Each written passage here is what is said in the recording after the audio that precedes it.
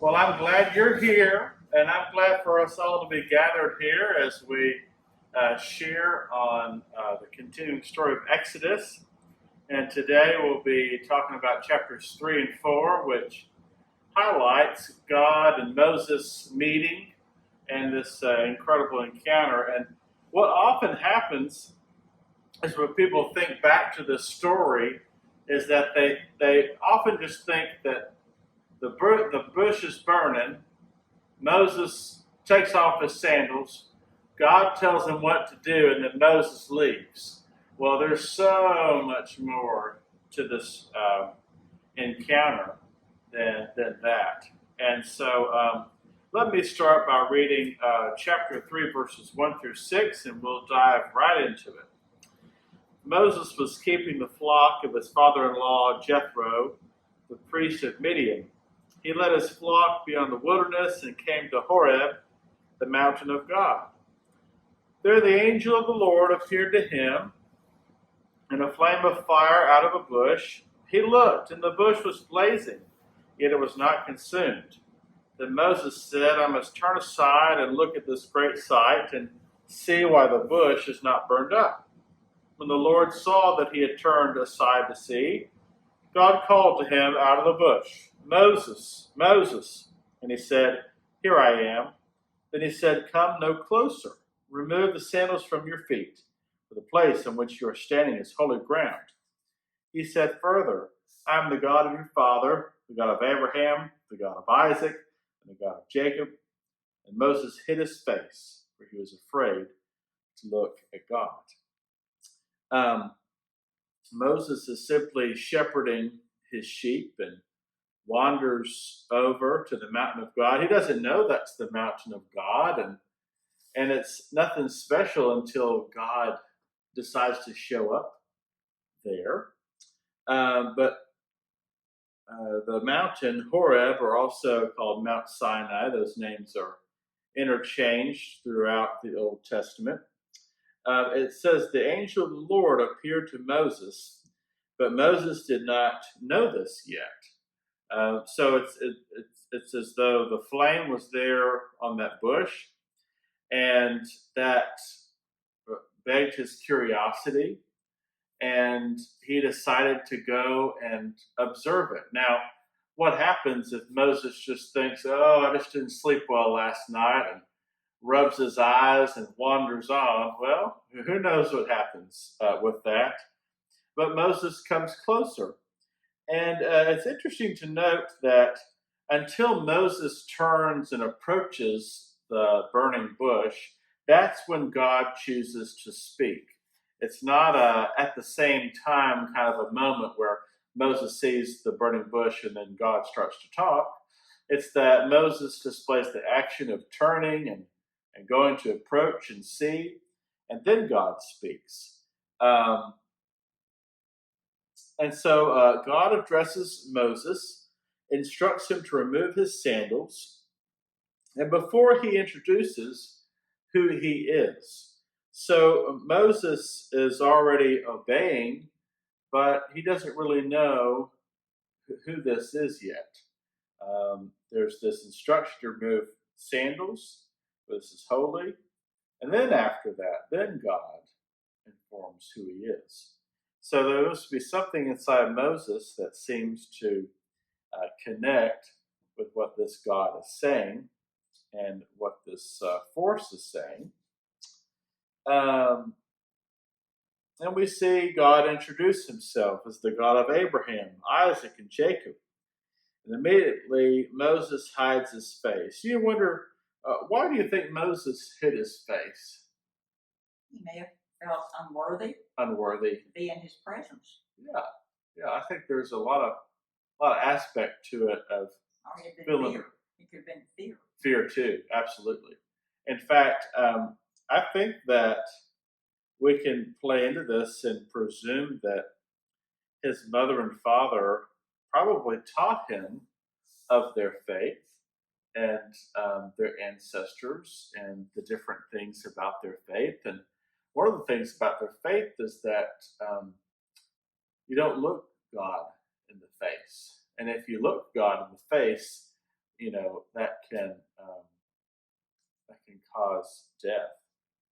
We've seen that in the Bible, and so it seems like Moses is stirred to remember those lessons. And as soon as he hears the God of Abraham, Isaac, and Jacob, he understands that he needs to keep his eyes turned away out of reverence, out of fear, but also to save his own self and hopefully not have anything happen to him. Anything else about those first few verses? Okay. Would you mind reading verses 7 through 12? The Lord said, I have indeed seen the misery of my people in Egypt. I have heard them crying out because of their slave drivers, and I am concerned about their suffering.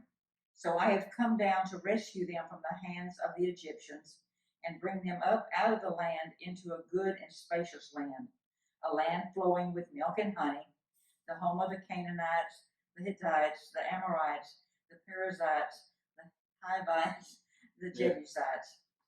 And now the cry of the Israelites has reached me, and I have seen the way the Egyptians are oppressing them.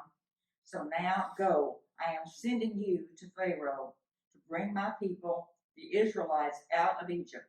But Moses said to God, who am I that I should go to Pharaoh and bring the Israelites out of Egypt? And God said, I will be with you, and this will be the sign to you that it is I who have sent you. When you have brought the people out of Egypt, you will worship God on this mountain. Very good. Thank you. God informs Moses of how he has witnessed the oppression and suffering of the Israelites. The verses that I noted were, I have heard their cry. I know their sufferings. This is not an uncaring God or a God that is distant off in the clouds, separate and far away from human struggle or pain. But it's God being fully aware and understanding that pain. God goes on to declare how he will deliver them from their oppression, but also to provide them a land of their own and a bountiful land. And that's what the land flowing with milk and honey means, is that it's land that will be sustainable for them. Moses shares the charge of what the main purpose of God communicating with Moses is in the first place. He will be the one to go to Pharaoh and be God's instrument of bringing the Israelites to freedom. So that's a big task. And so naturally, Moses has some questions, as we probably all would. But we get Moses' first objection. And then all this dialogue here in chapters 3 and 4, there are 5 objections. And the first one is sharing a humble approach of asking, who am I? Who am I?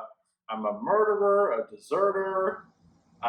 Over here, kind of shepherding, what do I bring? And God answers him by saying that you won't go alone. I will be with you. And we'll create a sign for all of this that will bring your people out of the land and they will worship at the mountain of God. And that's foretelling how a little bit later on, some of the people of Egypt, of Israelites, will be able to worship at the mountain of God, but also before the 10 Commandments are given later on, they'll also worship at the mountain of God. Any question about that? I heard earlier in a Bible study at Primrose how this may be one of the first references to the Canaanites, the Hittites, and that land. And it also kind of foreshadows how eventually that's going to be a very tense an arduous situation of them going into that land. Um, any questions or comments about that? Okay. Explanatory. Yeah. Okay, here's where we get into some interesting stuff. So, starting in verse 13. But Moses said to God, if I come to the Israelites and say to them, the God of your ancestors has sent me to you, and they ask me, what is his name? What shall I say to them? God said to Moses, I am who I am. He said further, thus you shall say to the Israelites, I am has sent me to you. God also said to Moses, thus you shall say to the Israelites, the Lord, the God of your ancestors, the God of Abraham, the God of Isaac, and the God of Jacob has sent me to you. This is my name forever, and this my title for all generations. So here we have an important part of the story. We all know that names are important. And even more so are the names of the divine. Back in this day, there were different gods that were known to people, and they shared their names, or they had their names, and the name of God could be used or misused. And so when God shares this name, it's a vulnerable action. It places kind of the power in other people's hands to use that name how they want to, and that can be in a bad way or a negative way. This is the second objection from Moses, saying, "Who am I to say? Supposed to say his calling for this action?" Moses already knows that this is the God of his ancestors, but Moses believes that moving the Israelites toward acceptance of this is going to require something a bit more intimate. And so, ensuring a personal name. And so, God responds by saying, I am who I am. You can also have a reading of that be, I will be what I will be, or I will become what I am becoming. And all of that is to note the word be, the be verb. I am, I will, the action of being or origin or of reality. So what it kind of suggests is God is saying back to him this name that means, I will be God to you how you need God. I will be that God that you need in each present moment.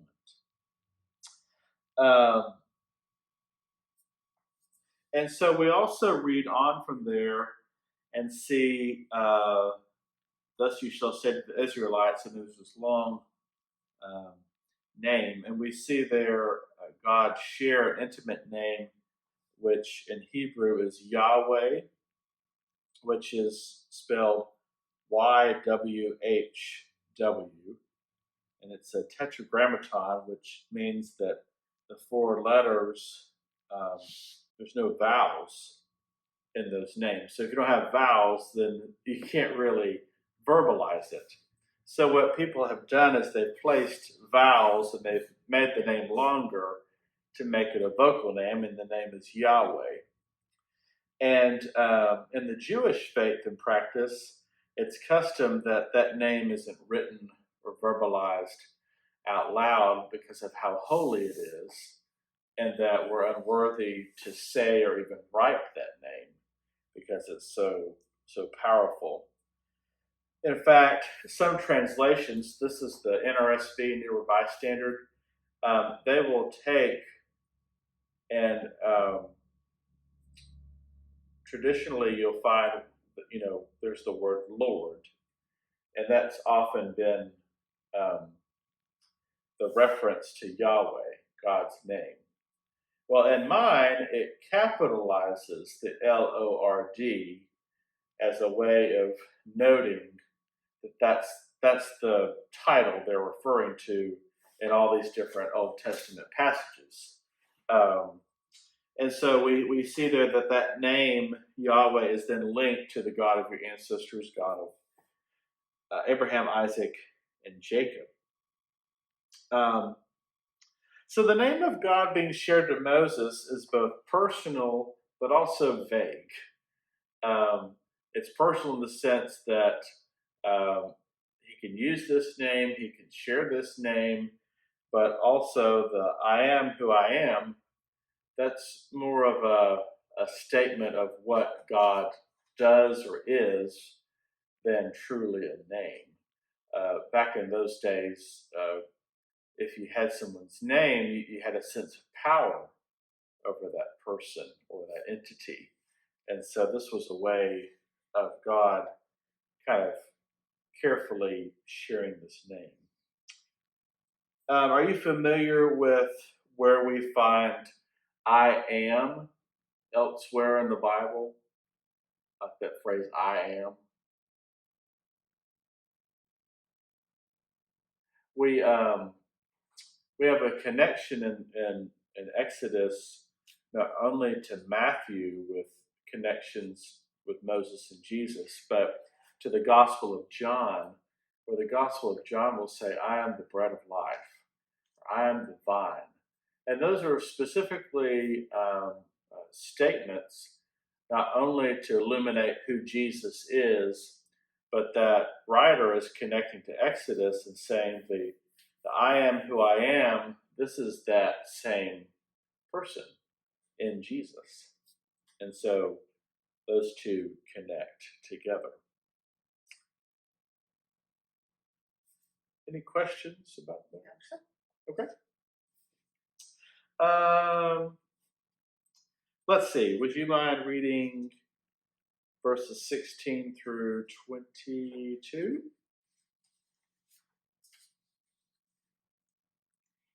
Go, assemble the elders of Israel, and say to them, the Lord, the God of your fathers, the God of Abraham, Isaac, and Jacob, appeared to me and said, I have watched over you and have seen what has been done to you in Egypt. And I have promised to bring you up out of your misery in Egypt into the land of the Canaanites, the Hittites, the Amorites, the Perizzites, the Hivites, the Jebusites, a land flowing with milk and honey. The elders of Israel will listen to you. Then you and the elders are to go to the king of Egypt and say to him, the Lord, the God of the Hebrews, has met with us. Let us take a 3-day journey into the desert to offer sacrifices to the Lord our God. But I know that the king of Egypt will not let you go unless a mighty hand compels him. So I will stretch out my hand and strike the Egyptians with all the wonders that I will perform among them. After that, he will let you go. And I will make the Egyptians favorably disposed toward this people, so that when you leave, you will not go empty-handed. Every woman is to ask her neighbor and any woman living in her house for articles of silver and gold, and for clothing, which will put on your sons and daughters, and so you will plunder the Egyptians. All right, very good. Thank you. God continues speaking to Moses here, describing both what he will do and what God believes will happen. God knows that the Pharaoh is a stubborn king, like most kings are, and will not just give up the Israelites easily. So here we have a repeated phrase that's often shared throughout Exodus. And actually, that's a little bit later on, excuse me. But anyway, in verse 19 and 20, you see the king of Egypt will not let you go unless compelled by a mighty hand. So I will stretch out my hand and strike Egypt with all my wonders that I will perform in it. After that, he will let you go. There's a little bit of a division of how people process this verse. One is that God is orchestrating Pharaoh's emotions kind of beyond his control and kind of forcing Pharaoh to be stubborn. The other is that Pharaoh is just naturally stubborn, and the more that there's this pushback, the stricter and hardening of his heart is going to be. That's kind of the line of thinking I go with. But in any event, it's not specifically stated here how many wonders that God has to do in order to convince Pharaoh to free the Egyptians. So we don't know if the first 5 plagues will work, and there's no mention of the 10th plague here. But what we do also understand is that there's a foreshadowing of when the Israelites leave, being given silver and gold and clothing from the Egyptians when they're escaping and running towards the Red Sea. And it obviously, this action leaves Egypt poorer and kind of in disarray from everything. But it's almost like this twist where the Egyptians want them gone so badly because these plagues keep happening that they willingly give up their possessions as a prize to just go on, go. Let me read the next few verses if there's no other questions. Chapter 4. Then Moses answered, "But suppose they do not believe me or listen to me, but say the Lord did not appear to you." The Lord said to him, "What is that in your hand?" He said, "A staff." And he said, "Throw it on the ground." So he threw the staff on the ground, and it became a snake. And Moses drew back from it. Then the Lord said to Moses, "Reach out your hand and seize it by the tail." So he reached out his hand and grasped it, and it became a staff in his hand, so that they may believe the Lord, the God of their ancestors, the God of Abraham, the God of Isaac, and the God of Jacob, has appeared to you. Again the Lord said to him, "Put your hand inside your cloak." He put his hand in his cloak. When he took it out, his hand was leprous, as white as snow. And God said, "Put your hand back into your cloak." So he put his hand back into his cloak, and when he took it out, it was restored like the rest of his body. They will not believe you or heed the first sign, and may believe the second sign. If they will not believe even these 2 signs or heed you, you shall take some water from the Nile and pour it on the dry ground, and the water that you shall take from the Nile will become blood on the dry ground. This is Moses' third objection. Suppose they do not listen to me. And God replies that Moses will conduct signs for Pharaoh to show this is serious. It's also signs that they'll share to the Israelites to convince them that this God is the God of their ancestors. And the sign is a snake, leprosy, and water turning to blood. It's interesting is that when we move forward to the chapter where Moses does these signs for Pharaoh, that Pharaoh's magicians are able to do the same. There's an element of God being challenged there, and God adapting to the challenges that are discovered, and trying to figure out. It's one of those ideas: is this a step-by-step way for liberation, or is this more of a winding road of choices and changes? Would you be willing to read 10 through 17? Moses said to the Lord, "O Lord, I have never been eloquent, neither in the past nor since you have spoken to your servant. I am slow of speech and tongue." The Lord said to him, "Who gave man this mouth? Who makes him deaf or mute? Who gives him sight or makes him blind? Is it not I, the Lord?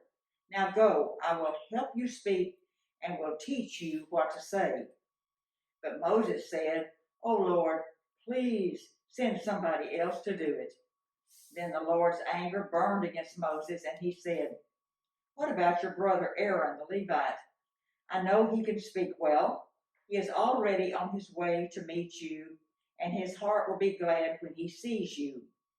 You will speak to him and put words in his mouth. I will help both of you speak and will teach you what to do. He will speak to the people for you, and it will be as if he were your mouth, and as if you were God to him. But take this staff in your hand so you can perform the miraculous signs with it." Very good. Thank you so much. I want to point out something before we dive too deeply into this, and just simply share that we have this line: "Who gives speech to mortals? Who makes them mute or deaf or blind or seeing?" And I think we should be cautious in how we read that, because the writers who are writing in exile or post-exile the accounts of this Exodus story, back then they did believe that how you were born was how God designed you. But we know now from modern medicine that that's not uh, totally accurate. That there are birth defects or just illnesses that happen, or things happen. But I think we should be careful and say that that's not God's will. But God works through those people still. Um, and in this way, God is going to show how he will work with someone that has a speech problem. And we kind of assume that it's really kind of a stutter of some sort. And this is Moses' fourth objection for his poor speech and slow tongue. And God answers by saying, "Well, I will speak for him through you." And that doesn't last too long to ease Moses' frustration and question. And it's interesting that this dialogue has been so back and forth, and there's been questions. And what we realize is that with Moses asking these questions, we, the audience, actually hear more of the plan that's going to be in place, or the plan to help save the Israelites. And we also learn about God's name. I mean, there's all these different things that are revealed because Moses shares these questions.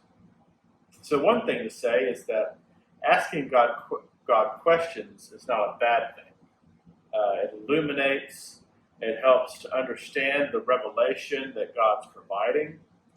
The other thing to comment on for this is to say that immediately we go into the next objection, which is Moses flat out begs, "Oh, my Lord, please send someone else." So clearly, Moses has not wanted to do this from the start.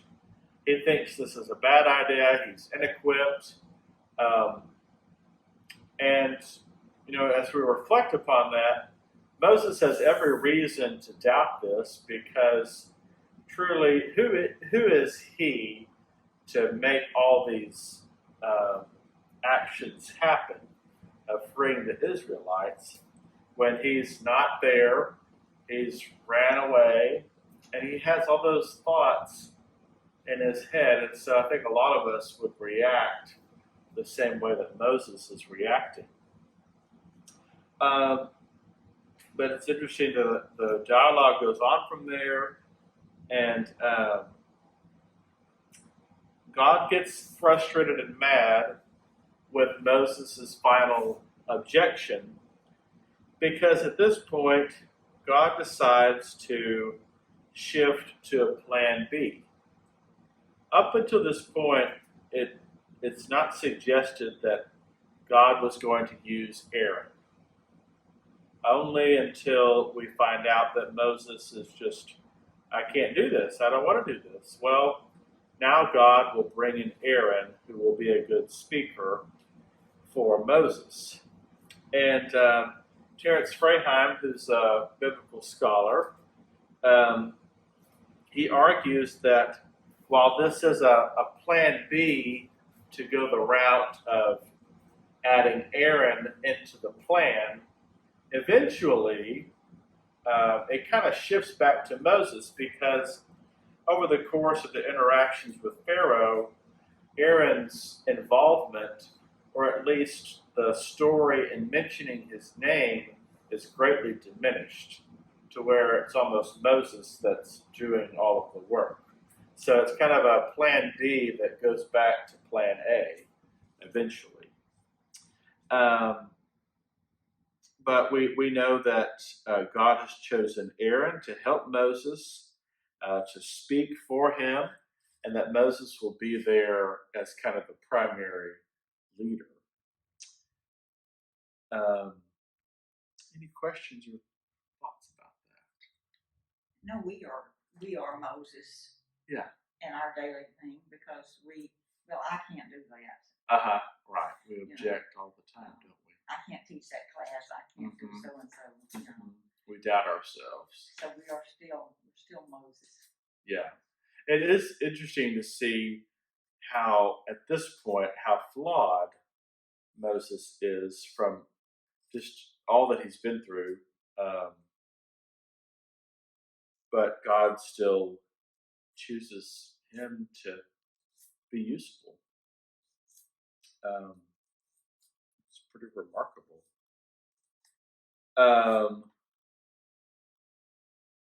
Okay, let me read this next section, verse 18 through 23. Moses went back to his father-in-law Jethro and said to him, "Please let me go back to my kindred in Egypt and see whether they are still living." And Jethro said to Moses, "Go in peace." The Lord said to Moses in Midian, "Go back to Egypt, for all those who were seeking your life are dead." So Moses took his wife and his sons, put them on a donkey, and went back to the land of Egypt. And Moses carried the staff of God in his hand. And the Lord said to Moses, "When you go back to Egypt, see that you perform before Pharaoh all the wonders that I have put in your power. But I will harden his heart so that he will not let the people go.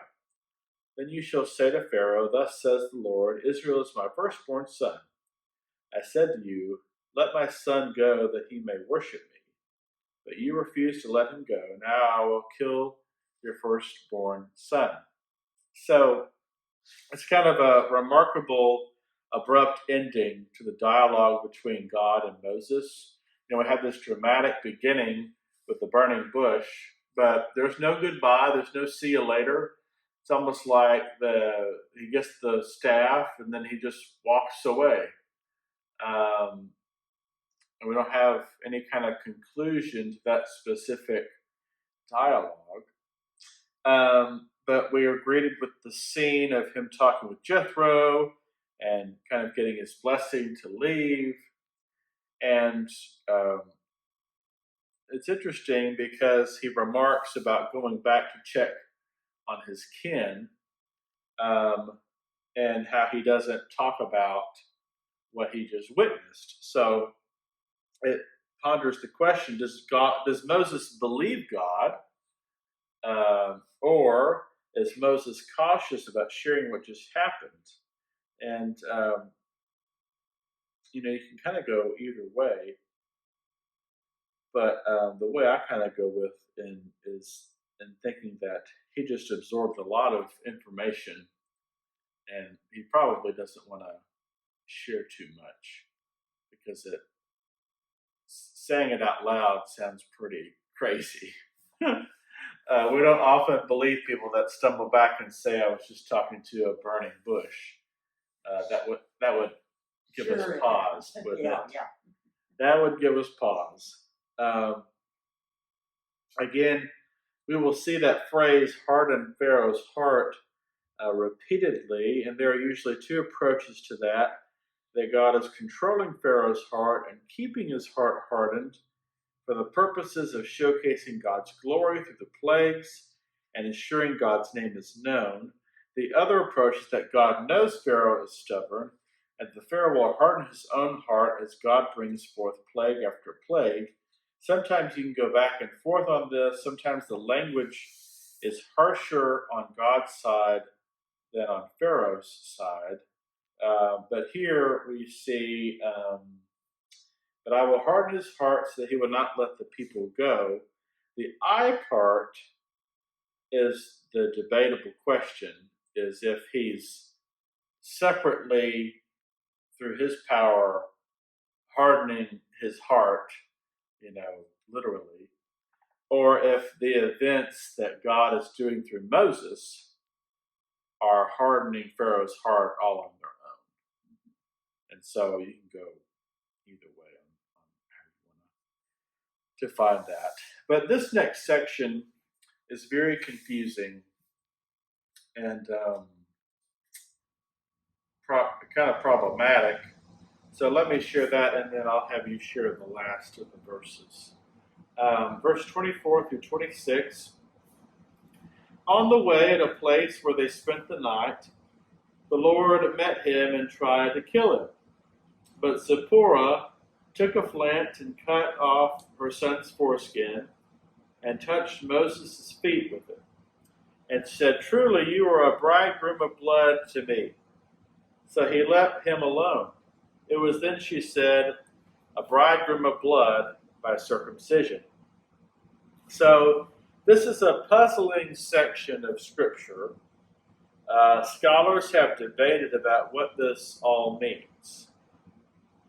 I think a lot of us wish we could just kind of scratch it out and just say, well, let's not have this happen, because this kind of makes things murky.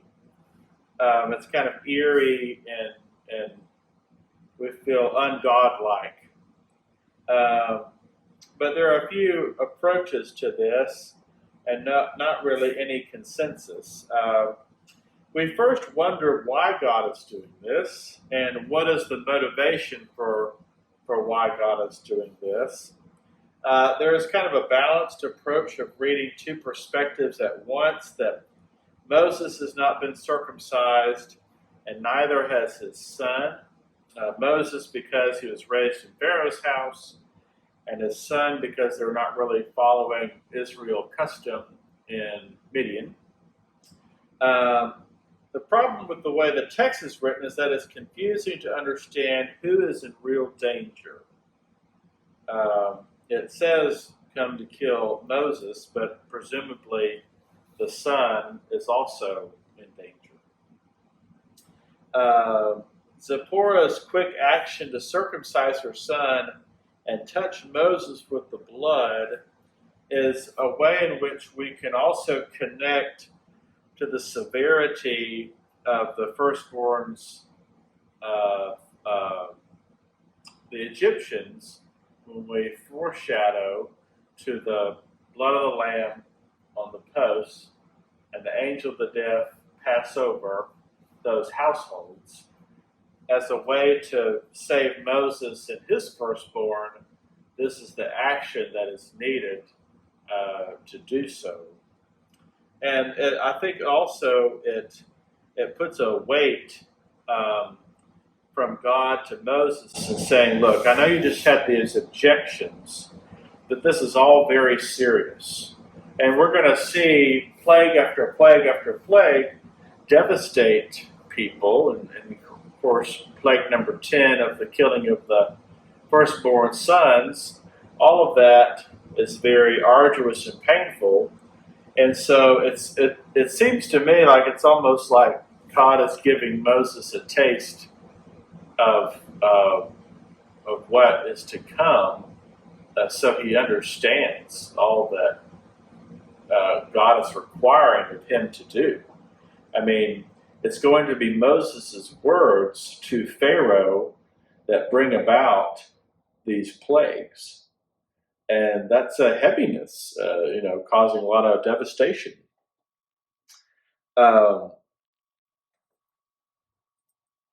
We see God communicate through this action that all of this that is about to happen is very serious. And the other important thing I want to point out, I got from the scholar again. We can also read the passage to understand by emphasizing the word tried in reference to killing Moses. We read there, the Lord met him and tried to kill him. Well, when we think about God and we think about, killing, that feels strange to us. But we also would presume that if God wanted to, it wouldn't be much effort. So it seems like there's a lot of wiggle room and space that God is allowing here, because the word tried to me translates to creating an opportunity for Zipporah to do what she needs to do to make Moses and the son in the right and properly customed. One can deduce that God's trying is giving time for Zipporah to act to the circumcision. God does not want to kill Moses, but God does want him to enter Egypt, a true Israelite. And we discover that another woman saves Moses. This is the sixth woman that saves Moses and Moses' son. It's very confusing and hard to digest. Do you have any questions or? No, but it just seems to me like somehow they dropped about 8 verses there. I know. I mean, it really seems You wonder like what happened. Well, yeah. What did Moses do to deserve this? And you kind of wonder, why couldn't you have just talked about this a little bit ago, that you needed to clear up this circumcision thing? It doesn't seem like it fits. Mm-hmm. Yeah, it seems strangely placed. And sometimes old writers would do that. They would drop in text or scrunch text into different places. But I think what we learn from it is that God is very serious about what's about to happen, and God wants all the different bows to be tied, and Moses and the son need to be ritually correct, I guess. And so it's kind of an opportunity for that to take place, even though it's alarming to read about. Would you read the last verses through the end of the chapter? The Lord said to Aaron, "Go into the desert to meet Moses." So he met Moses at the mountain of God and kissed him. Then Moses told Aaron everything the Lord had sent him to say, and also about all the miraculous signs he had commanded him to perform. Moses and Aaron brought together all the elders of the Israelites, and Aaron told them everything the Lord had said to Moses. He also performed the signs before the people, and they believed. And when they heard that the Lord was concerned about them and had seen their misery, they bowed down and worshiped. Very good. Thank you so much. So God speaks to Aaron, and coincidentally, Aaron was going to seek out Moses anyway. God can now direct Aaron to meet Moses and have them go to the elders. We see them assemble the Israelites, and they are received warmly. They show them the signs, share the name, and they feel connected. So the Israelites seem to have hope about their being saved. And this is kind of the moment which we're building to, where God has shared the mission. The mission is kind of in place, and now they're going to try to implement a hope to rescue. So that concludes chapters 3 and 4. And if there's nothing else, I'll close in prayer. Gracious God, we give you thanks for the blessing of this day and for the callings that you place on our lives. We ask that we would have courage to meet your calling and to do as you would have us to do. Lord, give us the strength to approach each day looking to you and your grace. Amen.